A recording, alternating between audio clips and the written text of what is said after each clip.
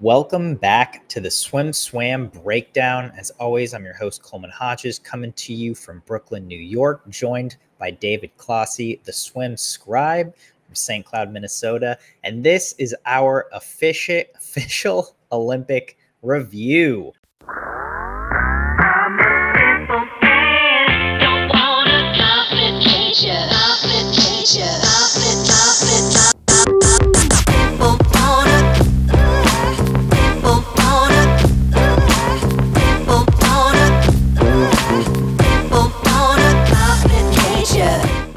This episode of the SwimSwam podcast is sponsored by Commit Swimming, SwimSwam's exclusive team management software partner. Since 2015, Commit has been providing coaches with swimming's leading workout management software. And now, Commit has team management software too. Commit wants to help you make the switch from Team Unify to a simpler, more powerful solution. Their onboarding and customer service team will walk you through every step of the way. Check them out at commitswimming.com to book your demo today. That's COMMIT swimming.com. We are talking Olympics. We're actually going to break this into two breakdowns, men and women. This is the men's episode, so we are talking all Olympic swimming on the men's side.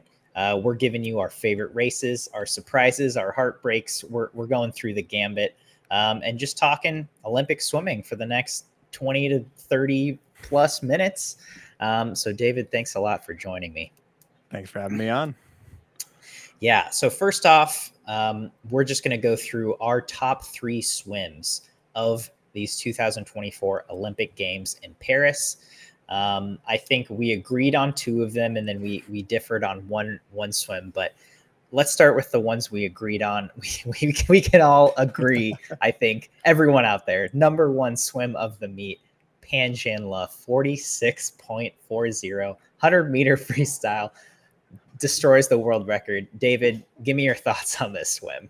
Oh, that was just such an insane swim too, and it capped off an insane night too. Like that entire day was just like fireworks, fireworks, fireworks. I actually genuinely would put that as the best night of swimming I've watched, with the caveat that I was a little young in 08, but you know. Yeah, that was an insane swim, and I think it was just it blew expectations out of the water too. Like I could honestly put that as my surprise of the meet too, you know, just for that. Absolutely. Which is crazy to say about a world record holder. When you can say that about the world record holder, that you're surprised by how fast they went, that's how you know they're moving. And you know, I think we've seen, you know, I was expecting going into the meet, the reason why I found it so surprising was that I thought it was going to be just like Doha, where his fastest performance was going to be on the relay. He went 46.9, Olympic record. I'm like, cool. He's probably going to be like a 47.2, 47.1 maybe in the individual, and that'll be enough to win it. That's a fast time to win an Olympic gold. Perfect. I was so wrong. Like I thought that was going to be ceiling for the meet. Somehow finds like just so much time to drop. And I think he found his winning strategy in it is to go out as fast as possible and somehow still close, tied to the 100th in Popovich's world record back half split. 24, 12 or 14 or whatever. Right. On the back half. And speaking of Popovich, like we thought coming into this meet, it was going to be a heck of a race, right? We thought there were going to be 4 or 5 guys vying for gold. We thought Popovich was going to be in there. Chalmers was going to be in there. Alexei, maybe Giuliano, maybe Maxime Grousset, right? You know, all these names who could do it. But all of these swimmers who have an incredible back half, but maybe not that front end speed that Pan exemplified, right? It was just, to be able to go out that fast, and because he has a background as a distance swimmer, right?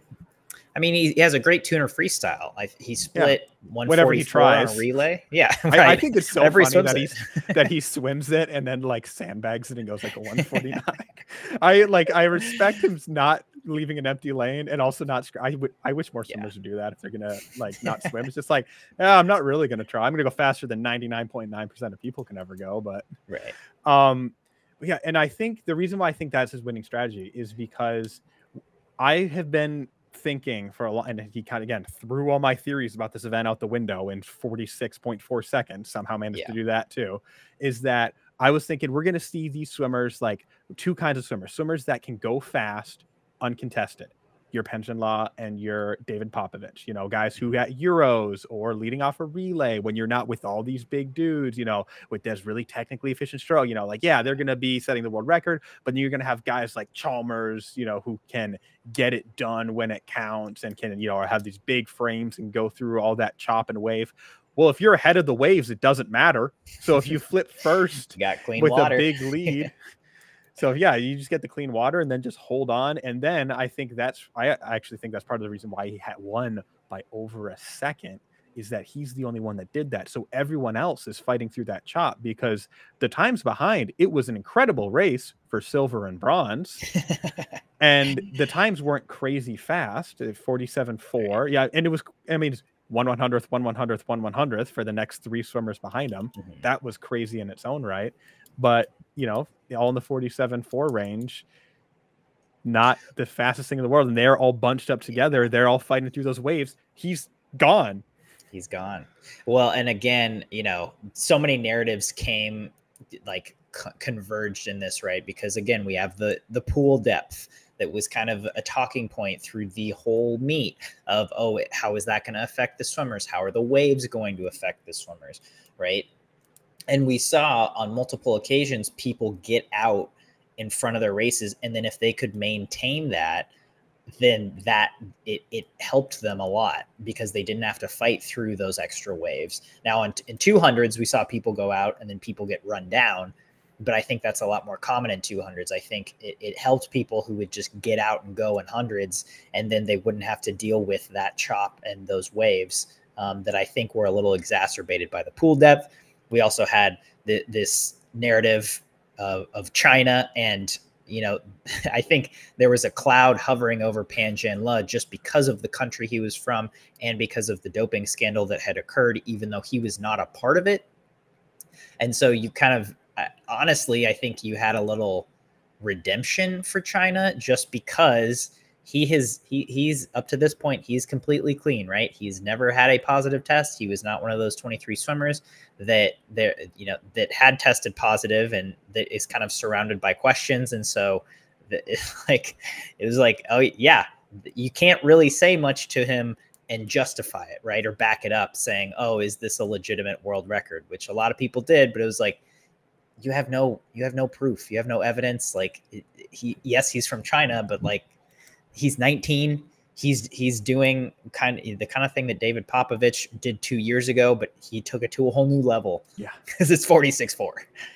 And that you saying it being to a whole new level, that is something that I wish I could just like look forward to the next 3 years of swimming and see what happens next, because I think there's one of three things that are probably going to happen, and they're all interesting in their own right. One is that this is an outlier swim that he won't be able to touch. You know, it's just that lightning in a bottle, you know, whether it's a, you know, because it seemed like, at least from the snippets I heard about, you know, from interviews and stuff, seemed like he was really able to actually channel that question and that cloud and controversy and actually fuel him up. And I was kind of thinking this would happen once I was hearing about how often the swimmers being tested. I'm like, at least one of these swimmers is, if there is a good motivational speaker as a coach on that staff, they can be like, they're scared of you, you know, like you could totally turn that around on them.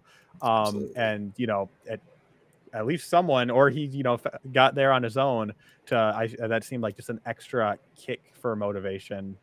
So, you know, lightning in a bottle that just, you know, he's firing peaked at the right time, or he is going to be an island in this event and is going to keep either maintaining 46 mid or push it into 46 low, or this is probably the least likely, but also the most interesting prospect. This is one of those barrier breaking swims that once someone goes out and shows, hey, this is possible, this is physically possible, everyone else goes, oh, I better set more ambitious goals and train for that, you know, and then it elevates that event in a much shorter time frame. I know comparing this to such a like historic and prestigious event like the men's 100 free has some flaws, but I'm going to compare it to the 200 free in the NCAA. Yeah. When we first saw 129, the amount of 129s and 130 point low, like knocking on the door, you know, after, and even before that, you know, when Townley Haas first broke the record in 130, that everyone else kind of started racing towards the barrier to the point where he wasn't even the one to break it first. He just knocked the door down and was like, all right, we're about to hit this barrier. And then Peroni's like, actually, I have a dream. Right. And that's interesting because, like, just looking, Simon Burnett went 131 in 2006. And for the next decade, that event was completely stagnant. No one even got close. 132 was winning NCAAs routinely, maybe even 133 right after that. But like, no growth in that event essentially whatsoever for the next decade. And then Townley goes 130 in 2016. And over the last 8 years, we've seen that record drop 2 seconds. And we've seen everyone just raise their level so much. Right? 3 times in one meet just now. Right? Right. Exactly. We're seeing everyone go 130. Like the event has just skyrocketed. And so, yeah, like similar, I feel like this was an island swim. I don't, because we've seen a lot of growth in the 100 freestyle over the last few years, but I don't think all at 47.0. It's like all bunched up right there. And then he was the one to burst that bubble. And it's whether or not anyone can follow him. And that's a fast swim. I don't know if anyone can. It'll be really interesting. And it's really interesting too, because I think as an event, the 50 freestyle has gotten deeper, but that hasn't gotten faster at all, right? I mean, Cesar still has the world record. People are, again, slowly inching toward it, but people have been inching toward it for the last 15 years. And again, Pan broke this world record by 0.4. So it's, to me, it's an island swim. If I was going to put money in one of those 3 boxes, like, I definitely would too. I think he's out there by himself for a little bit, but yeah, what a great swim. Let's move on to number 2, which is, again, we agree on, which was the men's 200, Leon's 154.06 200 IM. For me, again, it was about the narrative as well as the time. He's not only 7 100ths away from a world record, or I guess 6 technically, from tying the world record, but it's his 4th gold medal in an historic meet in his home Olympics. Like, it really just put the bow on the present that is Leon Marchand. Yeah, it was. We talked about this in the pre-show, right? It was. I felt like we probably had the same mindset coming up to a Marchand swim needs to be in the top 3. Just have to be. You could make it. Some people might make an argument that 2 of them should be Marchand and then the 46.4 at the end. And my tiebreaker was just which one's closest to the world record, and then also it works really well with the fact that it was the fourth gold. So that was the nice bow at the end of his meet, and I think it's also a decent time drop for him, because that was compared to just being off the world record in the 400 IM, right? Half a second off his own world record, Olympic record off his own world record, and being able to do that with a healthily sized time drop is, I think that makes it extra exciting.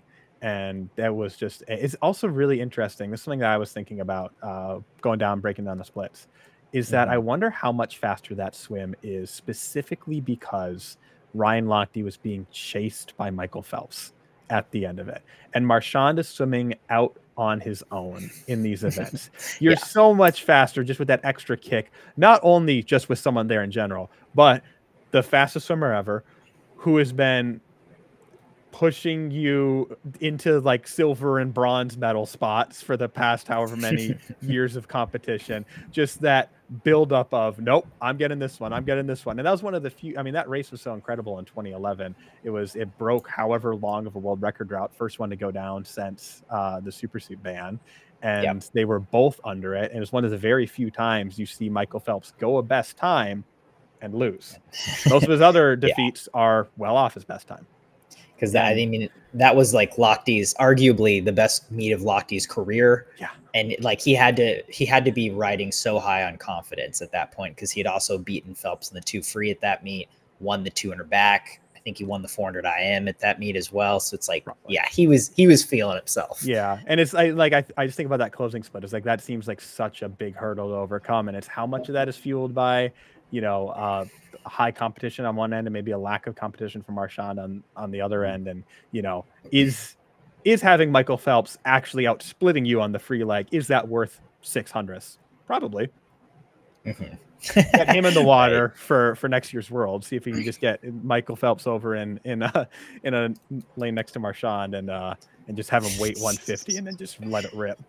Seriously, or like have Leon do like a pared down schedule, like have him just swim like 2 events, and one of them's the 200 IM to just really go for it. There's so many swimmers I wish could do that. Like I've always wanted to see Dressel just be like, I'm doing a 50 free this meet. We might see him do that. I mean, yes. Sooner than you think, or you know, sooner rather than later. But I agree. Yeah, it's like just focus on the 50 for this summer, maybe. You know. Yeah. Maybe in like that'd be great. 26 for pan packs. Yeah. He probably wouldn't do it for a World. Just the 50. Yeah, it's true. Or maybe like the 50 in relays. You know, like who knows? I mean, he's already kind of down to, you know, maybe he just does the 50s, 50 fly, 50 free. I don't know, but yeah. So one of Leon's swims had to be on there. I think the 2 IM. I think he kind of saved the best for last there. Yeah. And then I'm going to defer to you for what is your number 3 swim of the meet? Yeah. So for this one, I kind of wanted to branch out and look at one that maybe got overshadowed by some other swims, but it's still a really good swim. And I went with the man who suddenly found himself very popular on TikTok, taking naps in the park, Thomas Chicon's 100 back, getting that, you know, 52 flat off his world record, but a fast time. And, you know, being able to, after, you know, setting the world record at 1 year and then not defending the world title and then being able to bounce back to become an Olympic champion is a really nice little mini arc there. And I think that is a very quick swim that kind of gets overshadowed in some of the fireworks of other events there. Because, you know, I think 51 anything is always really notable in a 100 back, and he's 100th off of, you know, 51.99, so it's still in that ballpark. Yeah, and while I agree that was a great swim, I've got to go with more of the traditional route. I'm going with Bobby Fink's world record in the 1500 free, 14:30.67. Again, it breaks a 12 or 13-year-old record held by Sun Yang. Because it's from London. Because he had said it the year before and then rebroke it in London. Okay. So, I mean, we've been waiting for that mile world record to go down, especially since the last summer when Fink and Hafnaoui had that epic duel in the mile, and we're just off of it. And I feel like it's even... And Bobby had a gutsy swim. He went out fast, which is outside of his normal comfort zone. And then he held on, and he held off Greg Paltrinieri. He held off Dan Whiffen. He just had a really, really solid swim from beginning to finish. I think that the best part about it was that afterwards he's like, yeah, I could see the scoreboard and the world record line, because it seemed like he could. Like, you would see the line on TV, and it's like, does he see that? Like, it seems like, because he was right on pace every time, and turns out he did. He saw the pace on the scoreboard, and he was like, he was obviously going for it. I think he was a little upset that he didn't win the 800 and defend his Olympic title in that, but he defended his Olympic title in the 1500 in world record fashion. I think he actually said he was very pissed. I believe that's a direct quote from him. Yeah. So he was upset, and I think that was my number 3 swim for the meet, but that was your race of the meet. Okay, race of the meet. So tell me why that was your race of the meet. Yeah, so obviously one of the best overall performances, world record. But I wanted to pick it as my race of the meet because I thought the dynamics at play. I love distance racing in general, and this was, you know, if you had asked me last year, it would have been the mile in Fukuoka as well. When you have those, you know, 2 swimmers going, just slugging it out right next to each other. And this one I thought was really interesting because, like you said, it was very clear that he was not just racing the field, was racing Sun Yang's like ghost swim from 2012, got that, looking up at the scoreboard and seeing that world record line. And as well as the fact that it was interesting right from the start when, I can only speak for myself, but watching for that first 200 meters and realizing that, okay, wait, Fink's got a body length and it's the start of the race. He's doing something different, which means that this is probably the change he needed to make for the world record. So as soon as I saw him out fast, I was immediately on top tier world record watch. And then what made it really dynamic, so that's one race, and that's the race within the race, but then the overall race itself was also incredibly interesting because Paltrinieri has been around the block for distance swims a couple of times, and he knows medaled in the 800. We know he was doing good. Yes. And he's knows how these races work and that you can't let someone get too far away. So he starts making a move on him at like the halfway point. I think it was a 0.6 difference. He really started outsplitting Fink and getting really, because he knows what Fink does. He knows that guy is scary to have a body length behind you. You definitely don't want a body length ahead of you. And then, so he closed that gap. And then, probably in that third 500, if he's splitting up his race that way, you can tell Fink started increasing the distance again. And at the 1400 meter mark, he had buried that first race. But then suddenly everyone knows how that world record was split. He's got to beat a 53 coming back. And, I was watching coming in that he's at, okay, if he has a 2-second lead, right on pace there. Okay, the next 50, he's got to have about a second, 0.96. Okay, he was, I was basically yelling out numbers in my living room, going, okay, he soon was back in 25 low. He needs to be back like 26, slightly lower. And he was in watching that world record line. I remember at one point, like I saw it started at his feet and then they cut to the close up on the broadcast. And I was like trying to think about where it was. I'm like, okay, when they cut back, if it's on his shoulders, he's good. And it was right along the back of his shoulders. I was like, go, go, go. And just watching that world record line chase him down. So I think it's that beginning, watching him go out fast and no one immediately signaling, okay, lock in and watch. This is going to be something interesting. Paltrinieri starts making a move, so then they start battling. Whiffen kind of starts creeping up and fades back out, and then Fink escapes Paltrinieri, and then it's just Fink and a 12-year-old swim at the very end. And that was just so many angles and numbers and splits all at once that I was just, for 14 and a half minutes, I was just like, oh, this is incredible. Truly, yeah. I mean, that was absolutely one of the most fun races to watch. Honestly, the last 2 days were some of the most exciting races, just between, you had 3 world records in the last 2 days. You had that men's mile, and you also had that women's 800 free, which was an awesome race as well. Yeah. I'm getting a little off topic, but just seeing Ledecky and like Ariarne kind of making the move and trying to keep up with her. And then at the 600, Ledecky completely dropping the hammer and just been like, psych, you're not going to win. But yeah, the men's mile was truly one of the most fun races to watch of the meet for me as well.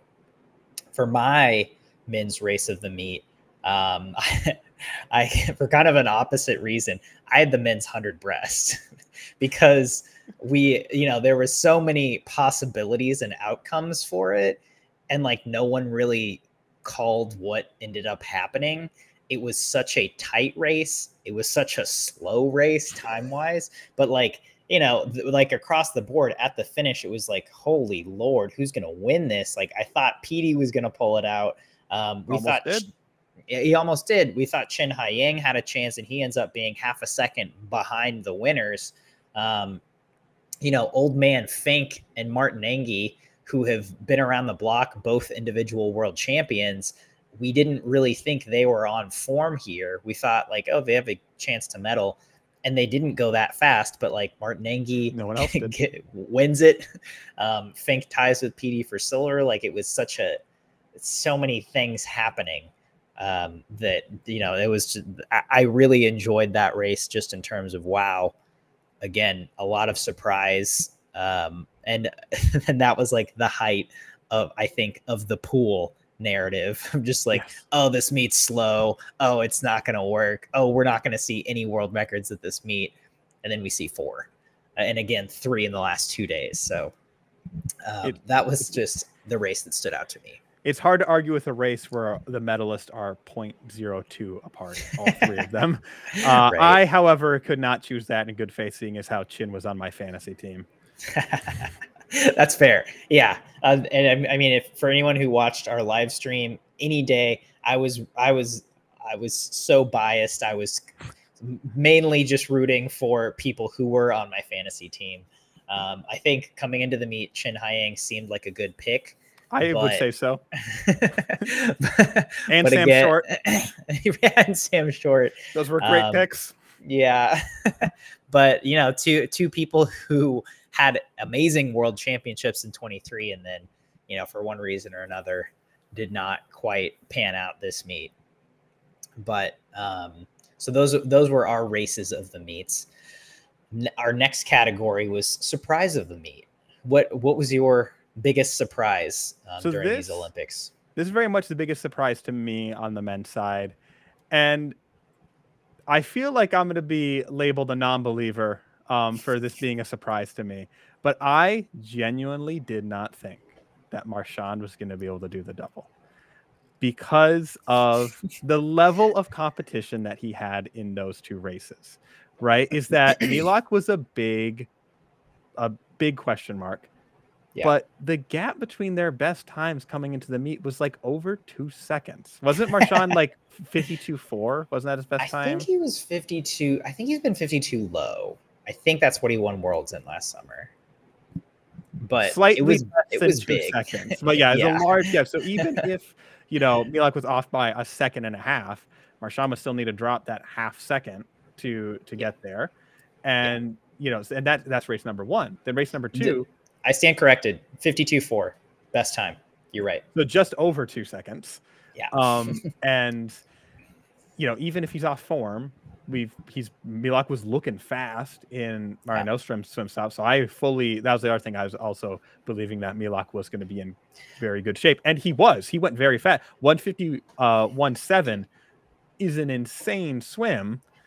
And I was a non-believer in Milak until I saw him at Mare Nostrum, and I was like, "Oh, he's going to be fine." Yeah, and then that's race number one. Race number two, he had to go again. I was also assuming that Chin was going to be very tough in the 200 breast, and so maybe it would have been a lot harder for him to do double. But then also Zach Stubblety-Cook. So you have the world record holder in one event, and then the world record holder and the former world record holder in another event who are fresh. And right. So who don't have another 200.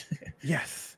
So going into that, I thought he had a chance to medal in both races, very strong chance. You know, I thought, you know, I felt like his floor was silver bronze, realistically. Yeah. But one quick thing, just going into that, I didn't think he was going to do the double. Yeah. Like, I don't know how many other people were in my boat, but I was like, he's going to pick one. Like, it doesn't seem worth it. 3 gold medals at a home Olympics is way better than like 2 gold medals and potentially maybe off the podium in 2 other events, you know, or like a silver and a bronze or something, like, you know, or 2 silvers. Like, I think he's going to play it safe. I don't think he's going to do both. And then he does. Yeah. And just the fact that he managed to, and that again, we talked about at the top, that was an insane night of swimming. That was part of it. And so, especially because they're on either end. And so the whole time while I'm watching all the other races, I knew he won the 200 fly. And I'll tell you, I became a believer after that 200 fly, you know, 151.2. I was like, okay, you know, especially after the 100 breast, knowing that Chin wasn't as big of a threat. Well, actually, he wasn't in the field. So yeah, he was a very minimal threat. Yeah. A late entry in lane 0. Right. Mental threat. Yeah, he's still there. I was like, okay, Zach might be in trouble. And especially because there are 2 entirely different races, flying breast off to Nar. No, the way he had to swim them was entirely different. The fact that he had to come back on Milak. And, you know, when I saw them turn at the 100, even though he was back, I went, I've seen him kick to 15 on this last wall. Milak might be in trouble. And then that happened. And then he had to be the complete opposite. He had to build up as big of a lead as possible on Stubblety-Cook. And he did that too, you know, perfect execution. Number 2 performer of all time in both events, which is also just, you know, incredible fast times. Talk about range. Yeah, and I didn't even think about that fact that he had to, he was playing it safe, or he was swimming back on the back half, focusing on the back half and the 2 fly. Probably, maybe in part because he knew Milak might not have that aerobic base that he does. Plus, it's his first 200 of the night, so he probably has a little more energy. He's a little more fresh. He knows his aerobic base is rock solid. Yes. And then in the 200 breast, he already has 1/200 under his belt. We know Zach has the back half, so it's like you got to get out and just hold it. And again, I didn't even think about that, but it's wide range, pretty miraculous. He got it done. That was a surprise for me too, and I loved seeing it. My surprise of the meet also involves Leon. I had talked about this before the meet, but I wasn't super confident it was going to happen. But just seeing France's medley relay get on the podium in the last men's event to really cap off a great meet for France, a great performance for Leon. They were in the gold medal hunt until 375 meters, which was I didn't expect that, certainly, because we had talked about coming into the meet, like France's relays like have shots depending on where they want to go with them to medal. And, it seems like they put all their eggs in this basket. Old man Florent anchors the relay. That was awesome. Which is like so cool. But it's like they really put these pieces together, and it came together, and they got a medal. And like, how cool for them to get a relay medal after not medaling. I don't think France had medaled in an Olympic relay since 2012. That feels right. I mean, I know they were a big deal, but like none of those guys had medaled on relays at the Olympics, and to see all of them get one was really cool. And I love seeing Flo hype up the crowd before the race too. Like when you walked out, like everyone else is going over to the blocks, and he like stands back and just like, come on. Which especially, I mean, they probably didn't need that much extra hype, but it somehow got even louder in there, at least from what I heard in the broadcast. Dude, I loved how much like Leon and him just embraced racing in front of that crowd. Like after all of his wins, Leon would just stand there and like have this moment with the crowd that was so epic and so cool to watch. And Florent did the same thing. He was just so into it. He seemed so happy and so appreciative of that energy that they got from them. That was great to watch. Yeah. So next topic, heartbreak of the meet. I think this comes with every Olympics, right? You have big ups and big downs. David, what was your heartbreak of the meet? Yeah, like you say, it comes with every meet. It's one of those things that makes sports so beautiful in a lot of ways. Because on one, for every rise, there needs to be someone else. For everyone who's winning a gold medal, there needs to be someone who's losing. Right. I guess unless you tie. But for me, it had to be Caleb Dressel not making the 100 fly final. That was especially because he had a really good looking 100 fly in every other swim that he did. Prelims looked solid. His split on the mixed medley looked solid. Phenomenal way to end it out on the medley relay. Fastest split in the field, like the fifth or sixth fastest in history. Yeah. I honestly, I thought he was going really slow at first because I didn't realize that that Grousset was going out quite that fast. I think he's like a 10th off the 50 world record. He outsplit some of the freestylers. Oh my God. I remember looking, I think he outsplit a handful of the freestyle. He was out quick. Yeah. So, and then Dressel was also a little more back half oriented, but just, every other 100 fly was incredible except for the semifinal swim. And not, it's one thing I feel like, like the 50 free got a chance to, go and defend his title, came up a little short of the medals. Yeah. But you got to go out and swim. Yeah. It's in the final. You don't even get that chance. You need to watch from the stands as your training partner goes up, like you probably want to be happy for Leendo going 49.9, but you would rather be looking at it from across another lane line rather than, rather than watching on the screen in the pool. And so that was, you know, especially someone who really wanted to see Dressel succeed as much as possible. And we got to see some really good performances out of him. Would have liked to see him in that 100 fly final, even if he placed fourth, you know, even if he didn't get a medal, you know, fourth or lower, being in the final, but not even getting that chance. That just broke my heart. Yeah. And I think that is even harder to look back at, because, you know, it was his fourth swim of the day, right? He had the 50 free prelims, the mixed medley prelims, and then the 50 free semis, and then the 100 fly, or I'm sorry, 50 free final. Sorry, I confused that. 100 fly prelim, mixed medley prelim, 50 free final, and then 100 fly semi. And so it's like, again, he had that huge chunk of time where he wasn't training when he was out of the water in 2022, the beginning of 23. So it's like, how much is that affecting him here? How much is his aerobic base not quite up there yet? Or, you know, just his capacity to handle races like that. Yeah. And so it's like, you know, you start asking like, oh, would that have made the difference if he wasn't on the mixed medley? But, you know, it's hindsight's 2020, and that was hard. My answer, that's half of my answer. My heartbreak of the meet was the Team USA captains missing finals, and it was Dressel missing the 100 fly and Murphy missing the 2-back final. Especially because for Murphy, he was chasing history. If he would have medaled in that 200 back, he would have been the only man in history to medal at 3 consecutive Olympics in both the 100 and 200 backstrokes. And it like for him to not even make the final after getting a medal in the 100 and like looking like he was in good form, was just like, oh, dude.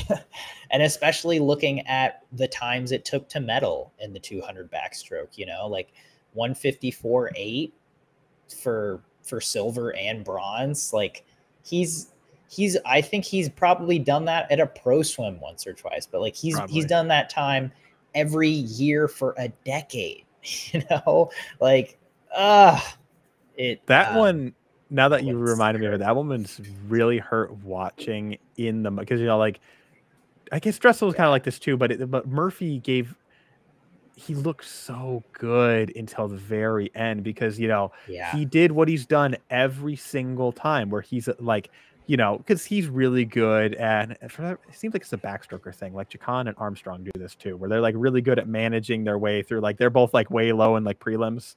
Mm-hmm. They're really good at like managing their way through these multiple rounds. And, you know, he always lurks and then blasts the last wall and finishes like in the top 3 in the heat, and, you know, moves through. Yeah. And he started doing that. He got that lead, and then needing to watch him slowly slip back, because at least in Dressel's, he was kind of out of it for a lot of the race. You know, there's never that moment where it's like, he's gonna do it, he's doing what he's always done, it's fun to, oh no. Yeah, like he it's not like he was even out fast. Dressel was just kind of behind from the get-go. But Murphy looked good until about 180 meters, and then you're like, wait, what's happening? Wait, no. Yeah. Wait, why did he get 6th or 5th or, you know, whatever he got in the heat? It's like, but so that was heartbreaking, but I don't think either of them is done swimming yet or done competing for USA yet. And so hopefully we get to see some redemption in that arc.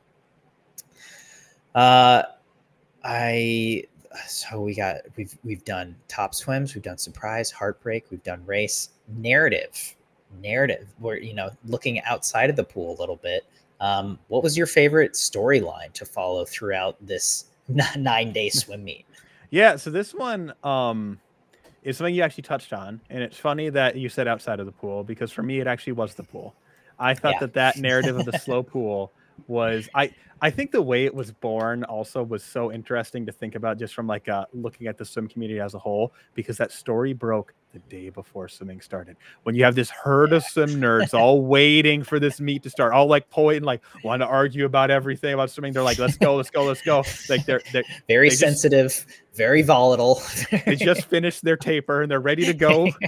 And then it's this story breaks, and then that just had so much conversation about it during the meet. You know, anytime, you know, there's both of like, it's so funny how it felt like it was being fed no matter what happened, because if it was a slow final, like and the reason why I put this as narrative for the men's, because it felt like there were more races that it became a thing more on the men's side, like the men's 200 free, the men's 100 breast, or the big ones that came to mind. And so like for races like those, it was like, told you, pool's slow. But then on the flip side, because you can't really prove how much it's impacting it, when Marchand goes a 4:02.9, it's like that would have been a 3:59.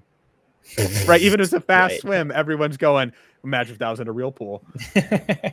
And which I just think is so interesting. And it's one of those things also where I think it's a genuinely interesting thing to talk about, like explaining to my coworkers what a slow pool is and why that's a thing, and they're like, I've never thought about that at all, because why would you? Well, and then like on our side, we're like pulling in all of these past Olympians being like, what do you think of pool depth? How did that affect you in your world champs or your Olympics? And it's like everyone has their different take, and half the people are like, I never even thought about that, you know? And then like the questions raised of like, well, why don't we have a standard depth that the Olympic pool? It's like once every 4 years. Why aren't they all the same depth? You know, like why don't we just have a minimum? Right? Yeah, exactly. Well, it's also like one of those things where I realized looking at it seems like it was less of a, you know, decision made in like ineptitude, where it seems like it's more of a constraint of the arena, because if you look at where the floor level seats are, they're right even with the deck, and the deck is, you know, right at water level. So if you're gonna, you know, I was trying to visualize, like, you know, when I'm like, as actually I was like watching Marchand like go around and shake everyone's hands in the arena, which is cool to see.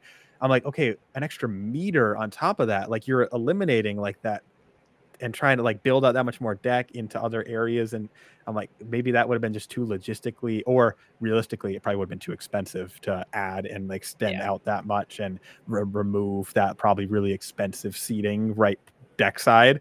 And it seems like, you know, was it because I think a lot of people were like, how did Murtha not think of this? They've done this so many times. It's also one of those things, because I feel like I'm interested to see what you think about this with the overall times in general, because I guess it's like slow pool / slow times for it. Is I am now seeing as how the meet wrapped up, that it was not just the pool. You know, we'll never know how much, if at all, the pool impacted it. And, you know, of course, no one thing can explain all performances. And I think the biggest factor are other environmental factors outside of the pool itself, like the Olympic Village and the food there, the transportation, how you're sleeping at night. Something that you mentioned on one of the watch parties that I thought that really made me first start thinking about it was the fact that this is the first more traditional Olympics in 8 years. It's the first time they've been competing with the pressure of the Olympics, plus the pressure of thousands of people watching. You've had one or the other. You've either had, it's a big crowd at Worlds, and okay, but it's not quite the same thing as the Olympics with that crowd, or you've had the Olympics but no crowd. And so that definitely took some adjustment. And then also things like timing out your transport with like when it's not very accommodating to the athletes in a lot of ways. And the main reason why I started leaning that way is that the times got more impressive as the meet went on. And to me, that seems like either one of two things. Either your swimmers are getting used to these changes and differences, or they're finding ways to circumvent them. Whether it's like, I mean, like Marchand wound up not even staying in the village with that one story about Wada forgetting about his whereabouts update. Or, you know, teams bringing in food for the village and stuff like that. Or you just learn things over the course of a 9-day meet. You might realize, man, this really sucks trying to time out this bus ride in no AC. What if I go, you know, I don't know if anyone that did this, I'm just like spitballing things, right? It's like, what if I go an hour earlier when it's actually less time? I'll be at the pool and roll out for a bit longer there, and I won't need to be like, you know, just like adjusting your timetable, learning how to navigate things like that. Just the fact that things got faster and more impressive as the meet went on makes me feel like because the pool stayed the same. They didn't build us a pool overnight. Oh, absolutely. I mean, and I think it's a combination for sure. I mean, like you said, this was the first real Olympics in 8 years. We had our last Olympics 3 years ago. So all these athletes are on this shortened Olympic cycle where they had one Olympics that was super weird. And then they had to rush into world champs the next year, world champs the next year, and then another Olympics. And it's like this shortened cycle where there's less time to decompress. We saw it take tolls on people's mental health. And then, it's like that has an impact on athletes' performance. Like you said, hour and a half round trip bus trips to get to the pool, or hour and a half one way to get to the pool. The food's not ideal, which I think things like this happen at every Olympics, but it's just kind of navigating it, getting used to the system, figuring out what you're going to do. And then also just getting into the meet. There's been so much hype around this meet being the first normal Olympics in 8 years, that it's like the stress bubble. And then all of a sudden the meet starts and it pops. And I think it doesn't actually pop until a couple days into the meet, when people are actually getting into a rhythm and getting into a routine and getting to settle in.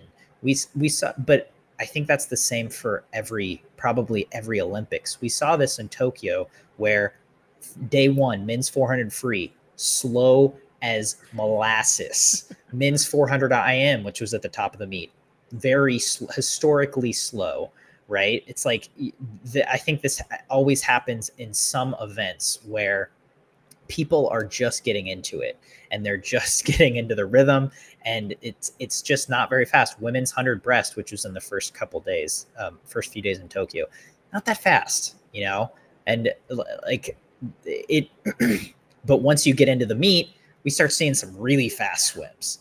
And that's not to say you can't go fast in the first few days of the meet, but I think that's kind of normal. 4:02.9 is still fast. Still fast. So yeah, it's like, I think there's a lot of legitimacy to maybe the pool affected some things, but there's so many other things going on. This might be known as the COVID Olympics. There was more COVID at this meet than there was in 2021, right? Like, people were getting sick left and right. And it's like, there's always stuff going on and there's always things impacting it. But like, overall, to me, this was a pretty fast meet, maybe a little slower than normal, but I'm really excited to see LA 2028 once we've had a normal cycle, maybe what the Olympics gets back to. And the fact that we talked about this long and could probably do honestly another full podcast breaking this stuff down is why that's my narrative of the meet, because it's just so interesting to dig into these things, from that swim nerd analytical side, because there's not ever going to be a concise answer. There is never going to be like we have finally pinpointed this is exactly what impacted every athlete this amount, and how much of it was a pool, how much it was this, how much was that, which is why I think, people love discussing that kind of stuff. And I love reading it, basically. Oh, absolutely. No, yeah. And my narrative of the meet was, didn't ultimately end up happening or coming to a conclusion until the end of the meet, but it was the gold medal count for the Team USA men. Only won 2 gold medals, one individual, and that's Bobby Fink, and one relay, the 400 free relay. Lost the medley relay for the first time in history. And I think it's interesting. I'm an American. I root for Team USA, but I also root for the rest of the world in terms of, I want to see swimming grow. I like it, seeing other countries have success. And I am excited to see where Team USA goes from here.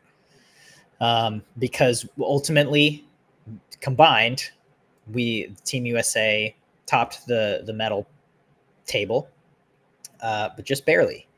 And so I think it'll be really interesting to see, especially leading into over the next 4 years, leading into LA 2028, a home Olympics, how the USA will ramp things up or make changes, or, culturally just try to go for those gold medals, because we won a lot of silver medals And I'm not saying that's a bad thing, but I think in America, the standard is gold, right? And so I think it's really interesting to come off an Olympics like this, where this Olympics feels like the World Championships a year before the Olympics, right? Because this is the Olympics that precedes the home Olympics. And so it's like, we wanted to perform well here, but it's not necessarily what counts. I think what really counts for Americans will be 4 years from now. That was a really good way to phrase that, and I think I'm going to be thinking about that for the rest of the night. That was that just like rewired my thinking about these Olympics for a hot second there. Yeah. So it's like I like that. I like seeing other countries have the success that they have. I kind of like seeing American fans lose their mind and get really upset for like over silver medals, which is an insane accomplishment.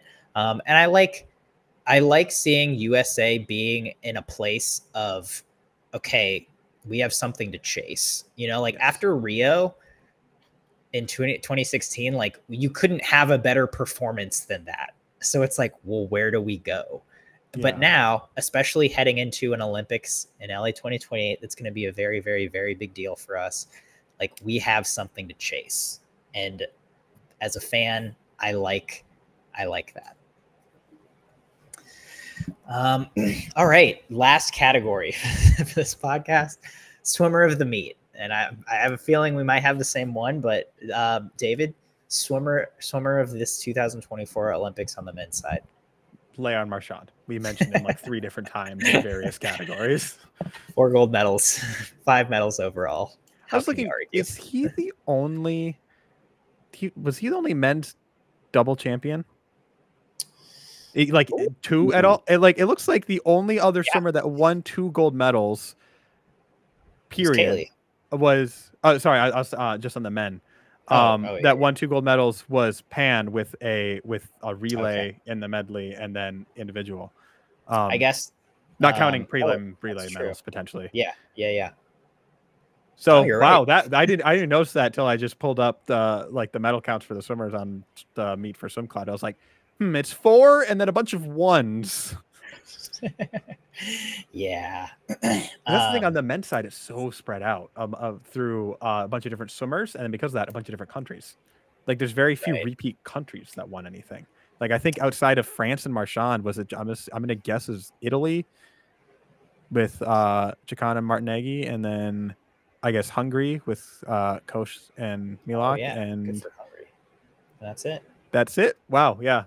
That's why it's hard to, when there's that much talent spread out across the world and you have so many specialists, but then all that to come back points back towards Marchand being in that.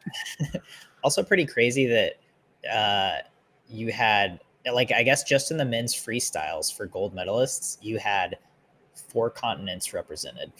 Oh, wow. You know, like you had the US, North America, Asia, Australia, and Europe all win gold medals. So that's pretty crazy cool stat. Yeah. Leon, obviously, I mean, 4 gold medals. And like, I did a video about, I felt bad making this video, but it's like, could he win 5? Could he challenge, Phelps's record in 2028 to like get another individual gold medal, which I think is just very premature. Yeah. It's like, what an accomplishment in a home Olympics. I'm so happy for him. I think he exceeded any expectation that could have been on him, and he handled it with so much poise. And then to win a relay medal for your country too, like an unexpected relay medal. Like for any other, for like America, it's like, oh, I got a bronze in a relay. Ew. Right. But then we're unexpected. I mean, that was a surprise for you, right? That. And I think just because we've dotted Marchand's like swims all throughout various topics here. So like just a final look at his resume, right? He goes the 2nd fastest time ever in the 400 IM. Still the only man to ever go under 403. Does it for and the 200 fly and the 200 breast. Yes. And the 200 IM. Yes. And then those ones 2nd fastest performer ever. So only one other swimmer, and in a lot of cases, still second fastest performance, I think, other than the 200 fly. Yeah. Because Milok's been 150 a couple times. And then the double, being able to go against, because this is something I was thinking about when I talk about the level of competition in that double, compared to, you know, when you think about a lot of the events that I'm glad you brought the Phelps comparison. He was the guy in most of the events other than the one fly, right? It's like, you know, Beijing 2 free, no one was touching him. The IMs, no one was touching him. His goggles filled up with water on the 2 fly, and it wasn't even close. He had that big of a gap. It's just the one fly, which is probably what the case would be if Marchand tries to add a 5th. He need to add something that's like really down to the wire. But he had such stiff competition. There was none of those events where Phelps was going up against the world record or former world record holder, unless I guess maybe there was an event where he had broken their world record or something potentially. I would need to go through the full list of competitors, but just that extra degree in the same night, insane. And with all, you know, 4 golds, 4 Olympic records, and a relay bronze in front of just a roaring crowd to top it off. Right. Yeah, he had the meet of a lifetime, and hats off to Leon. Hats off to all the competitors on the men's side at this 2024 Olympic Games. Thanks everyone for joining David and I for this Olympic review, and we will be back tomorrow for the women's edition of this podcast, where we're looking at the entire Olympic Games on the women's side. So see you then.